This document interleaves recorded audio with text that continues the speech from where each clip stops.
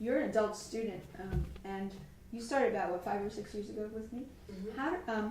How do you feel about coming back to the piano and the level at which you're working at the piano? Well, because we started where I was at, Right. that made a big difference because then I could build up from there and it was comfortable. And I had to undo a lot of doing that I just hadn't learned correctly. And so starting from the basics, building up was So real what have you helpful. learned the most about how to approach the instrument in terms of perhaps singing tone and use of the physical interweaving with the affective part and the cognitive part to create the singing tone?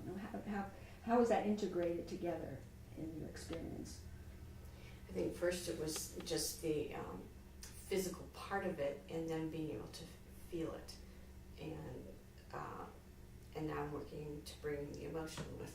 Right, and I think you've done a good job. Yeah. I think you're playing. I remember the very first lesson was a 5-finger position, Mm-hmm. because I don't remember you bringing a particular piece, but you told me you'd studied as a child, and I said, well, okay, let's just start with the C, D, E, F, G, and then we started learning, a little bit about the down-up motion and groupings of 2, using our wrist a little bit. And I remember we've come a long way since that first lesson. Now you play thoroughly, and you start to, phrase nicely, shape your lines better. Yes, it's starting to sound like music rather than just plunking. Right, and that's really good. And I'm glad that we've developed that rapport on that level of playing.